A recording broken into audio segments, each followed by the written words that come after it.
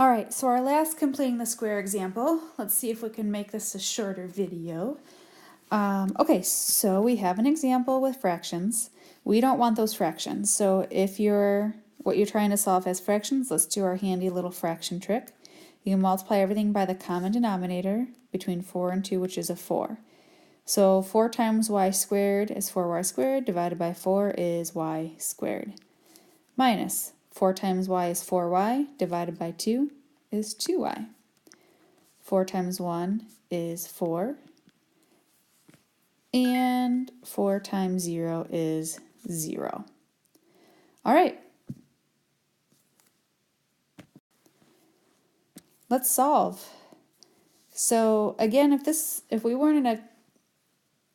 just trying to think of all the ways to solve for y, are there factors of 4 that add up to -2? And there's not, so let's go ahead and complete the square.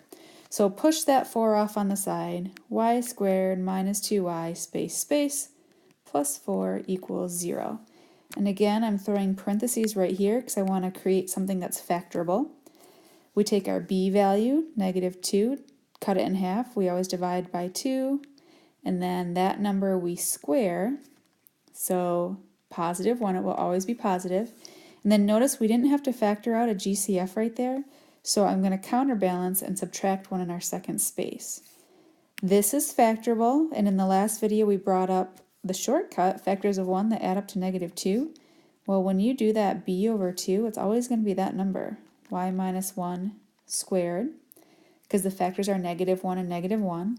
And then -1 plus 4 is a +3 equals 0. Now we've got something we can solve. So we're going to subtract 3 from both sides.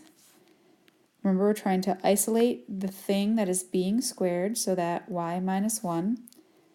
Now we can square root both sides. So y minus 1 equals plus or minus, and then it's the square root of a negative number, so I'm just going to bring an I right there. I times the square root of 3. And then we add 1, so y equals 1 plus or minus I times the square root of 3. And we are done.